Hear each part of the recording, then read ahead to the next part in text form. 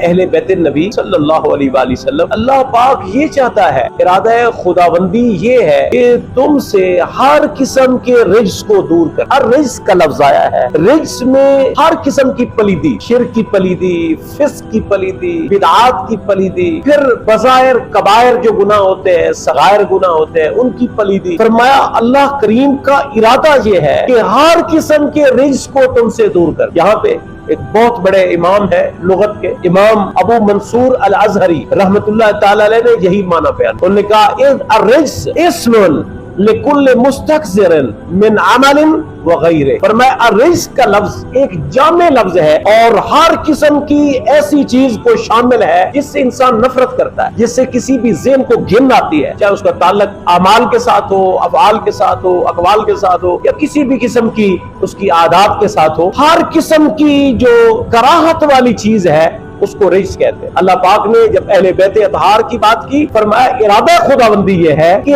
ہر قسم کے رجس کو تم سے دور کر۔ اور بات تو واضح ہو گئی، رجس تو ختم فرما دیا، لیکن اللہ پاک نے آگے جو جملہ بیان کیا وہ بھی بڑا کمال۔ فرمایا وَيُطَهِّرَكُمْ تَطْهِيرًا، اور ارادہ خداوندی یہ بھی ہے کہ تمہیں طہارتوں کا مرکز بنا دیا جائے، ایسے پاک کیا جائے کہ جیسے پاک کرنے کا حق ہے، تمہیں پاکیزگی کا اور طہارت کا اعلیٰ مقام بخش دیا جائے اور تم سے ہر کراہت والی چیز کو دور کر دیا جائے۔